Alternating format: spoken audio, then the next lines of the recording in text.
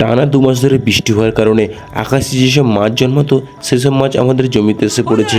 আর সেই মাছ ধরার জন্য বাড়ির মশারি কেটে চাকজাল বানিয়ে মাছ ধরার উদ্দেশ্যে দুজন ছোটোখাটো একটা গোল মিটিং করছে। ওরা একটু ভাবছিল যে আকাশ থেকে না তিমি মাছ ভেঙে পড়ে, সেই ভয়টা ওরা পাচ্ছিল। আমি ওদেরকে বললাম, আমি তো আছি, চাপ নিস না তোরা।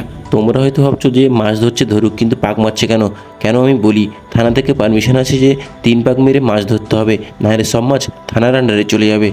আর ওই থানার পুলিশের নাম তো তোমরা সবাই জানো, জল পুলিশ। তোমরা সবাই জানো আমি শুধুমাত্র বৃষ্টি মাথায় করে কেন গেছিলাম জানো?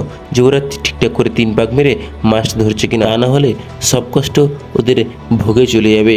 তাই জন্যে ওদেরকে আমি একটু ওয়ার্নিং দিতে আর একটু বলে দিতে ছাতা মাথায় দিয়ে ওদের কাছে চলে এলাম যে তোরা ভালো করে মাছটা ধর আর তোরা বাড়ি নিয়ে যা। ভিডিওটি ভালো লাগলে লাইক বাটনে ঠুকে দিও।